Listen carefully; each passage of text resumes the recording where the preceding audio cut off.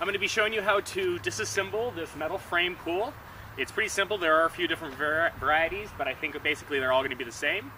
First thing we're going to do is drain the pool. Then we're going to go through and clean it, disassemble, pack it up, fold the canvas, and store it away. So we're going to be draining the pool.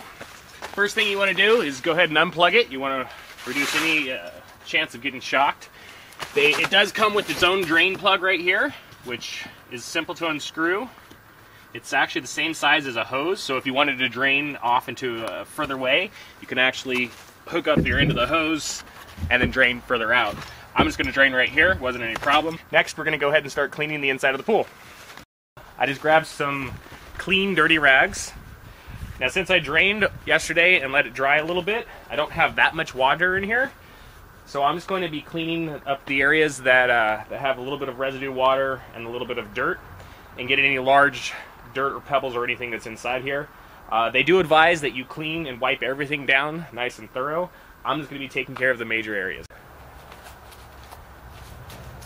Next, we're going to be removing the pump filtration unit. To do that, we're going to need a 6mm socket, and I'm using a little flexible driver that I got. You'll go around and undo each one of these.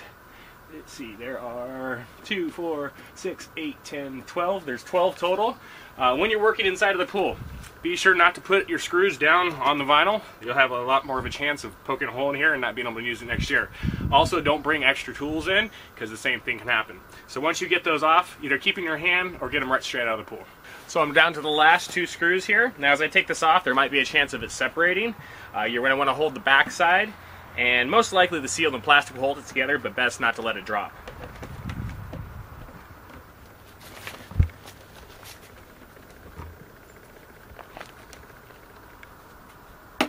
So now that we've removed the filter, I like to reassemble everything to make sure that I don't lose any of the pieces.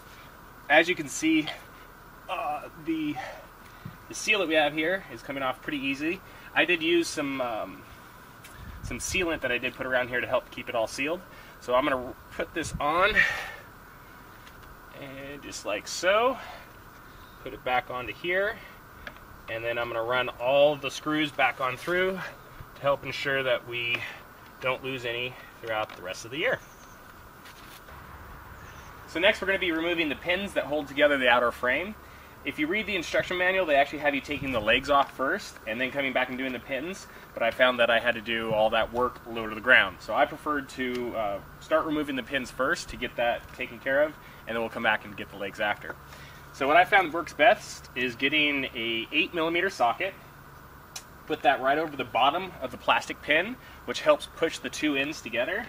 Give it a little tap with the hammer, which will get it into the slot, and pops it right out.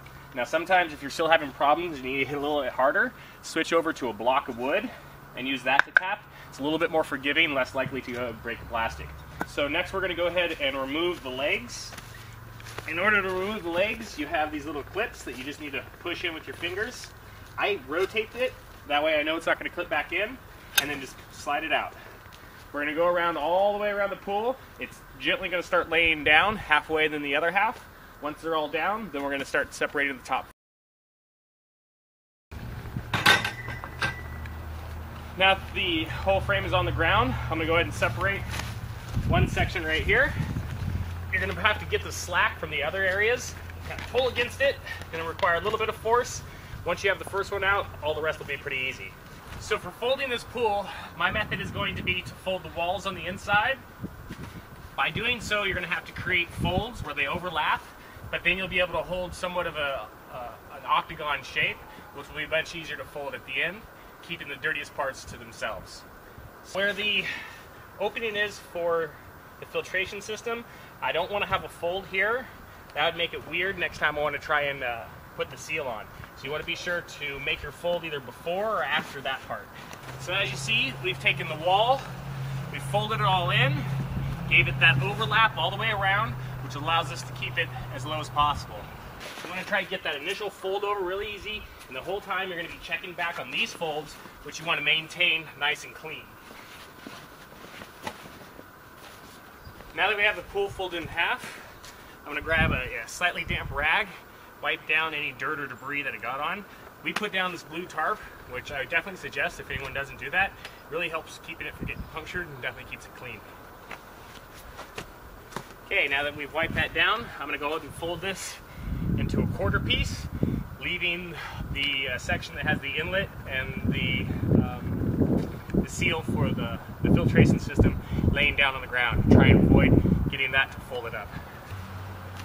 So I'm going to take the top here and meet it to that end, like so, which now I have a nice, so I have the original box here. So what I'm going to do is I'm going to take the pool, I'm going to put it into a black heavy-duty trash bag to help protect, make sure it stays safe.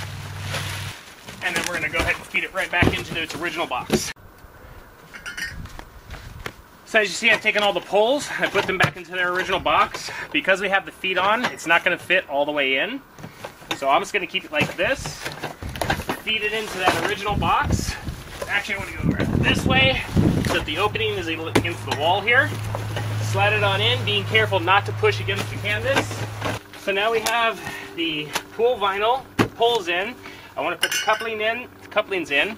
I'm going to put a couple pieces of cardboard in to protect the vinyl of the pool here.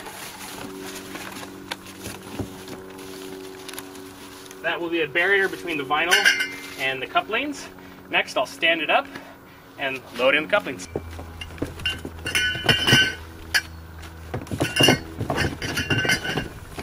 Well, I hope I've helped you with your teardown project of the metal frame temporary pool. As you see, I've taped it all up and we're ready to take it in the garage for the winter storage. Thank you guys for joining us and have a great day.